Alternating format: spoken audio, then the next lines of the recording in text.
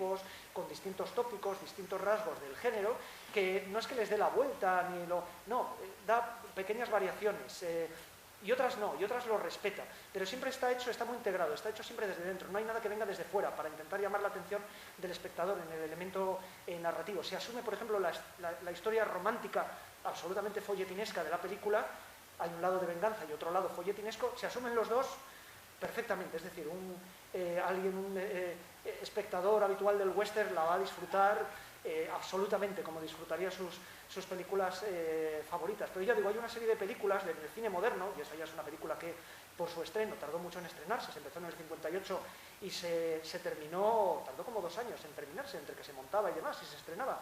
Y ya es del año 61, que ya es la época del cine moderno. Bien, en el cine moderno hay como películas un poco, ya digo, epílogo del género, ¿no? Esta sería una, otra sería la propia Pat Garrett y Billy el Niño, otra podría ser, por ejemplo, El Fuera de la Ley, de Clint Eastwood, otra sería quizás el último gran western, La Puerta del Cielo, de Michael Cimino en el año 80. Bueno, esta sería un poco casi la primera, se podría decir, casi la primera.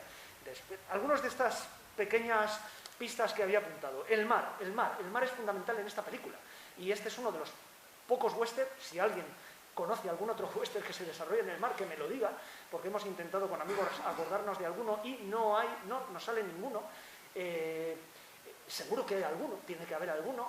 Sí que hay westerns en los que aparece el mar, pero aquí el mar tiene una importancia absoluta, de ambientación, absoluta. Y, por ejemplo, pensábamos en High Plains Drifter, que es el infierno de cobardes, se llamó en España también, de Clint Eastwood, pero claro, pensando, es un lago, no es el mar, o sea que siempre hay variaciones. Aquí el mar está muy presente en la película. ¿Por qué el mar es tan importante en esta película? Claramente aquí es un elemento, además, idea del propio Marlon Brando, según Karl Marden. Karl Marden decía que el auténtico autor de la película del guión había sido Marlon Brando. Bien, ¿por qué el mar es muy importante? Porque después del mar ya no se puede ir a ningún lado, y claramente es el final del género. El vaquero aquí ya no puede ir más allá del mar, incluso se despide y no cruza, no va atravesando desiertos ni montañas, no, es el mar, es el final. Ese componente es, yo creo que básico en la película de ambientación, es unir, ya no se puede ir más allá, ni geográficamente, ni probablemente narrativamente, ni en descripción de personajes, del mar, ¿no? Yo creo que es algo que demuestra además el conocimiento y la conciencia del propio Brando del género. Otro componente muy importante de la película, la improvisación. Hay muchísimas secuencias que están improvisadas. Puede no parecerlo porque pueden estar más recortadas respecto a la versión larga, pero se improvisó muchísimo el guión y se improvisó muchísimo en la dirección de actores. Por cierto, es una película con un montón de actores secundarios, están todos formidables, formidablemente dirigidos, muy fluida la dirección de actores, quizás por Elia Kazan, que es una influencia muy, muy grande, evidentemente, era el gran maestro de Marlon Brando, pero dejando mucho espacio, ya digo, a la improvisación. Se cambió muchísimo el guión, se cambiaron muchísimo los diálogos. Los diálogos son magníficos. Siento decir, he estado en la sesión de las 5, que el único pero que se podría poner a la copia es que los diálogos no siempre están bien traducidos en los subtítulos. Han hecho subtítulos un tanto más prosaicos muchas veces, con algunos juegos de palabra y algunos chistes que quedan un poco planos. Una pena, eso, pero es el único pero que se puede poner, luego hay otro componente muy importante en la película, que es la paciencia. La paciencia. El personaje es paciente. La historia incluso se toma su tiempo a las acciones del personaje. El personaje no está arrebatado, digamos, por el impulso de vengarse. Hay paciencia. La propia paciencia del propio Marlon Brando al rodar la película. Es una película en la que, por ejemplo, estuvieron esperando muchísimo tiempo, con gran gasto económico además, que aparecieron las olas precisas en la playa, en algunos planos en los que se ve al propio Marlon Brando en primer término y el mar en segundo término. Bueno, yo creo que mereció la pena, mereció la pena. De todas formas, en honor a la verdad y defendiendo a Marlon Brando, esta película tiene fama de haber sido un derroche de dinero y no es verdad. Era más cara, fue más cara porque se gastó más dinero en el negativo porque está rodada en Vistavisión. Y el negativo de Vistavisión es el doble de grande que el negativo normal, y de ahí venía. Lo he leído en estos días y precisamente se defendía un poco esa idea. Ya saben que Vistavisión, y es un poco lo impresionante visual de la película, son fotogramas más grandes, yo creo que es el doble, porque son 8 perforaciones en lugar de las 4 que son las habituales, y se pasa, hoy la vamos a ver en DCP, es una proyección digital, es distinto, pero si fuese una proyección en el formato original celuloide, se pasaría de manera horizontal la película y el fotograma es más grande, así que, claro, la cantidad de información visual, de densidad y de calidad de la información visual, pues es el doble de un fotograma normal. Ahora con la tecnología digital, y esta es una copia en 2K, pero imagínense la copia en 4K, lo que puede ser, lo que puede realmente capturar del negativo original.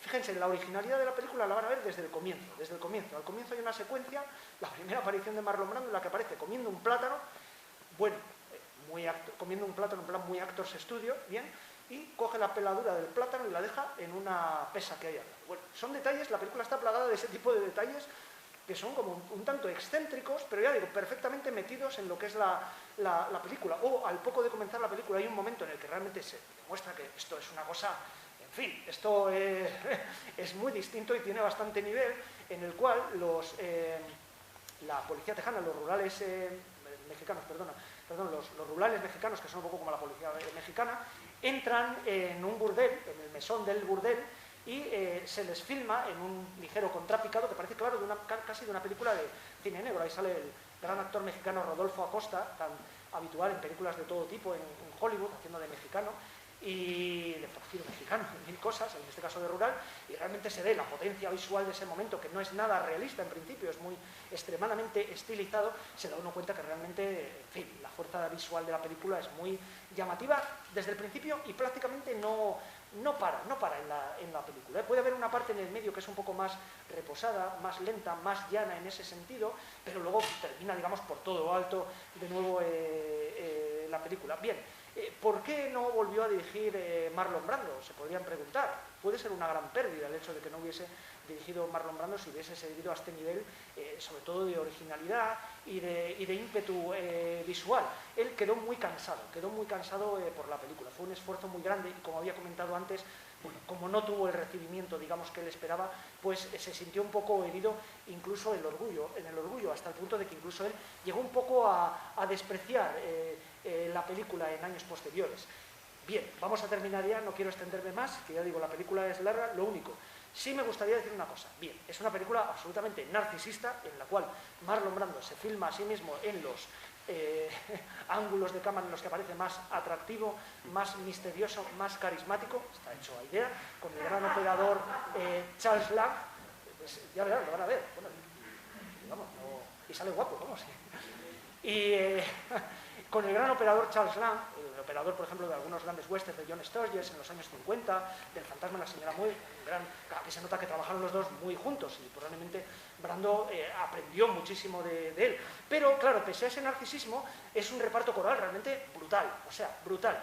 Bueno, sale Ben Johnson, el gran actor conocido por películas de John Ford, haciendo de uno de los secuaces de Marlon Brando en el atraco que van a preparar, que está, pero impresionante, impresionante. Hay una especie de duelos de plano contra plano se come a Marlon Brando, o sea, es una cosa increíble. Es una película con jinetes, además, auténticos vaqueros.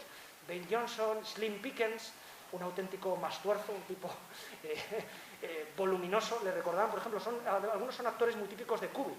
Por ejemplo, Slim Pickens es el vaquero que se tira en la bomba en Teléfono Rojo al final, recordarán, ¿no? Agitando el sombrero. Y sale aquí, hace del ayudante del sheriff, Carl Malden, que está también formidable, Carl Malden. Y también, ya digo, es un personaje que luego se le identifica mucho también con el cine, no solo de Kubrick, sino con el de Sam Peckinpah. Está Larry Durant, que hace del amigo mexicano que escapa de la cárcel con Marlon Brando, lo digo un poco para que los identifiquen, que era amigo además personal, un gran amigo de Marlon Brando, le dio su primera oportunidad en Viva Zapata y luego tuvo una carrera además bastante buena como secundario. Está el propio Malden, está Katy Jurado haciendo de la esposa de Carl Malden, que está también maravillosa. Katy Jurado, que había sido además amante de Marlon Brando y por eso la volvió a fichar. Está Timothy Carey, uno de los personajes más estrambóticos de la historia del cine, el francotirador, recordarán, de Atraco Perfecto, el que dispara en el hipódromo, un tipo, bueno, habría mucho que hablar de Timothy Carey, muy amigo de Stanley Kubrick, es uno de los hallazgos de Stanley Kubrick y por eso le mete en la película. Está Elisha Cook Jr. también, al final, como uno de los empleados del banco en el atraco final. También idea de Kubrick había trabajado con él en Atraco Perfecto, y está Pina Pellicer, que fue la única película que hizo en Estados Unidos y venía de haber hecho una película muy mítica en el cine mexicano, Macario, de Roberto Gabaldón, y fue la única película que hizo en el cine americano. Tuvo además, fue un rodaje bastante difícil para ella, porque Marlon Brando fue muy cruel con ella al dirigirla, realmente la exprimió muchísimo, y ella, yo creo que está bien, pero se notan muchas veces incluso las inseguridades, pero Brando además, Brando que era un womanizer, un ligón, un mujeriego brutal, la fichó porque quería acostarse con ella. Esto hay que decirlo así, se sabe. Bien, era un componente, no sé, yo no lo defendería, pero en el caso de Marlon Brando era bastante habitual. Le encantaban, ya saben, a Marlon Brando las chicas mexicanas y las chicas orientales. Bueno, pues la pobre Pina llegó un poco allí, no sé, ya en otros temas ya no me meto, no sé cómo acabaría la cosa, pero yo creo que funciona muy bien, sobre todo la fragilidad de ella al lado del volumen corporal más potente de Marlon Brando. En fin, bueno, quiero decir, simplemente para que se den cuenta, hay muchos más actores, hay muchos más, realmente desde el principio. Sale, por ejemplo, Hank Warden, también otro jinete, también que hemos visto haciendo de personajes excéntricos en películas de John Ford. Hay varios personajes de John Ford, lo cual es interesante porque Elia Kazan, el maestro de Marlon Brando, su director favorito era John Ford, y yo me imagino que a Brando, claro, le tenía que encantar también John Ford, y la plástica de John Ford, sobre todo, porque esta es una película, ya digo, con inquietudes eminentemente plásticas. Bueno, realmente una película muy excepcional en todos los sentidos, muy rara, muy peculiar, y realmente para descubrir. Bueno, el público de las 4:30 estaba entusiasmado, venían y decían, bueno, había incluso gente que no la había visto nunca, o que la había visto incluso un espectador en el estreno. Lo digo porque realmente es una oportunidad maravillosa poder ver esta película en un cine como este. Nada, no les entretengo más. Les espero la semana que viene con Alan Alda con una película que es no menos importante que esta en nuestro ciclo, El cine recuperado, parte 1. Gracias.